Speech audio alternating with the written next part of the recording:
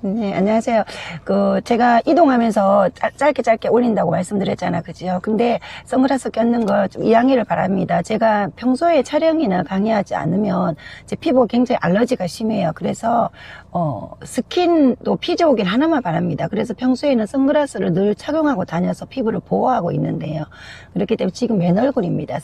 완전히 생얼이기 때문에 선글라스 끼고 제가 그냥 이렇게 다니면서 업무를 보면서 짧게 찍는데요. 오늘 주제는요, 제가 앞으로 운전을 하면서 짧게 찍고 편집을 할 내용들은 그날 그 미용인들이 질문했던 부분, 또 열펌 하시는 분들이 질문을 가장 많이 하는 부분을 가지고 주제를 가지고 그냥 풀어드리겠습니다. 이야기하듯이. 그러면 오늘 주제는요, 매직기 온도 몇 도로 할까요? 라는 질문이 굉장히 많은데 그것에 대한 주제를 풀겠습니다. 그러면 출발하면서 제가 말씀을 드리겠습니다. 자, 그러면 우리가 제 지금 강의 영상에요, 조금 앞으로 돌아가면요, 수분뜸, 열펌에 있어서 수분뜸 열 조절에 대한 거를 풀어놨습니다. 그걸 한 번 더 들어보시면은 오늘 이야기와 비슷하겠지만 그거는 열펌에 대해서 저거 수분뜸 열 조절을 풀었고요. 자, 그럼 매직기 온도를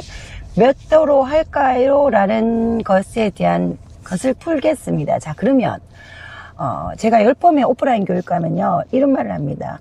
일반 펌과 열펌의 차이를 쉽게 제가 설명을 해드리는데요. 일반 펌은 우리가 통돌이 세탁기에 빨래를 합니다. 빨래를 해서 탁탁 털어서 건조를 시킨 빨래지로 넣는 것이 일반 펌이다 라고 표현을 하고, 자, 그럼 열펌은 뭐냐? 드럼 세탁기에 빨래를 돌려서 건조까지 하여서 끄집어내서 다리는 것이다. 자, 이렇게 제가 설명을 합니다. 일반 펌과 열펌의 차이는 다릅니다. 그죠?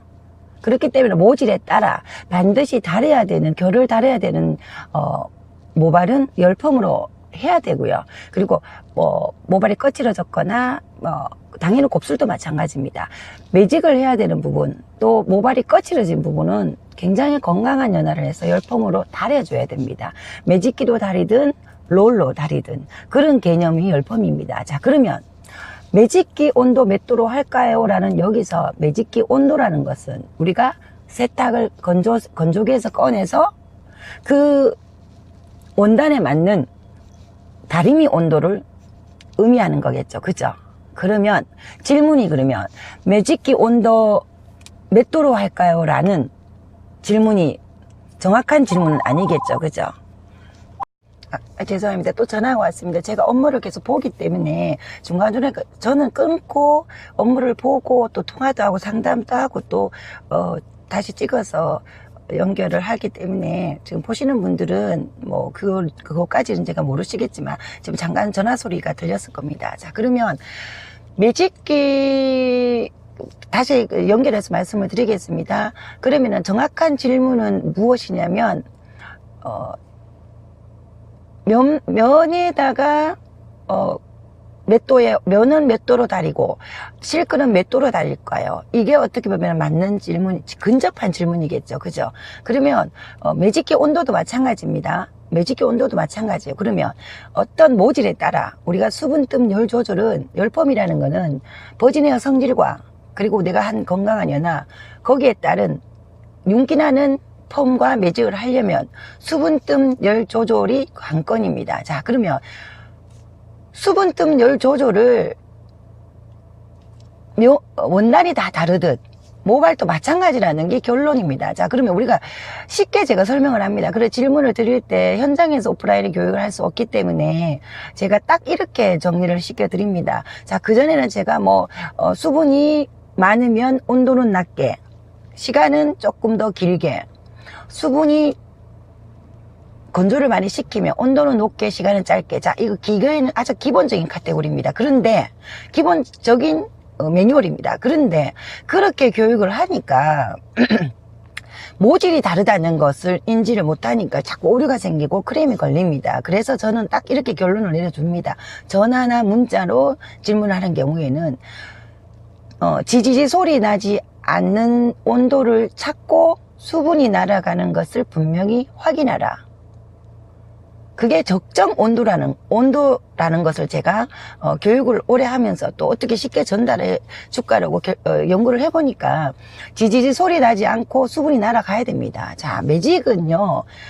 매직을 우리가 윤기나게 하는 매직에는 여러 가지 많은 것이 플러스가 돼야 됩니다. 자, 첫 번째, 모발을 건드리지 않고 건강한 연화를 첫 번째 해야 되고요. 중간에 깨끗이 샴푸를 깨끗이 해서 일제를 세척을 깨끗하게 해야 되고요.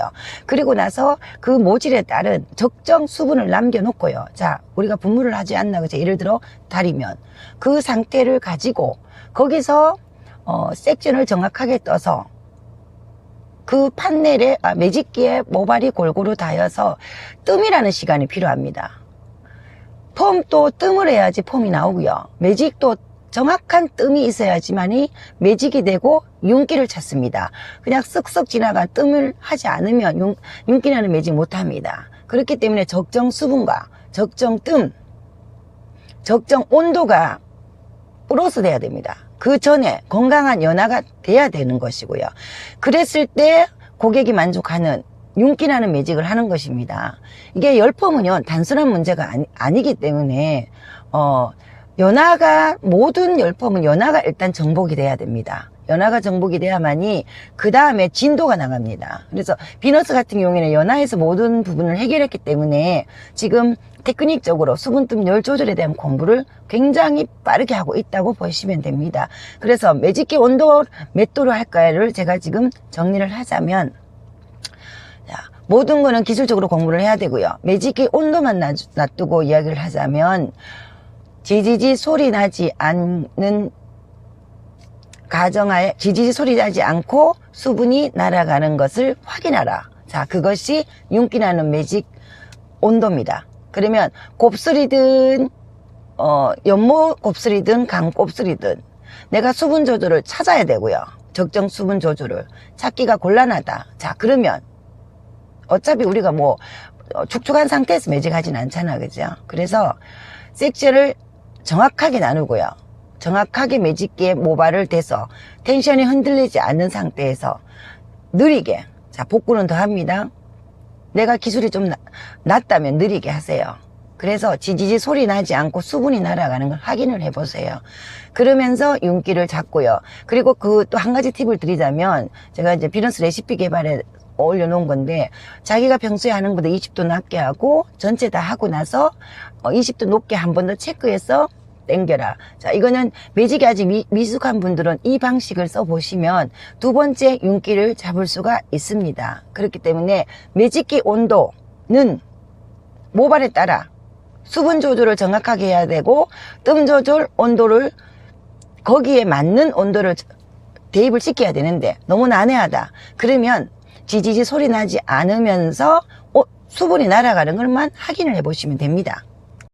자, 열펌은 일단은 연화가 정복이 돼야 됩니다. 그 다음에 또 진도가 나가야 되는 부분이기 때문에 일단은 연화에 대해서 많은 공부를 하셔야 되고요. 그리고 지금 이제 제가 움직이는 사이에 지금 제가 목적지에 도착을 했습니다. 지금 보시는 분들은 뭐 선글라스를 껴서 운전하면서까지 뭐 강의를 찍냐, 이렇게 별나다 이렇게 생각하실 수도 있습니다. 그런데 제가 업무가 참 많습니다. 너무 많아서 잠자는 시간도 많이 없기 때문에 너무 또 마치고 가서 준비를 해서 올리고 하는 것도 뭔가 좀 시간을 효율적으로 쓰면 어떨까 싶은 생각에 조금 다소 보기 싫더라도 내용에 충실해서 많이 찍다 보면 조금 더 공부가 되지 않나, 그죠? 그래서 조금 양해를 바라고요. 목소리가 좀 안 좋아도 늘 들으시고 공부 열심히 하시는 우리 미용인 분들한테 감사를 드립니다.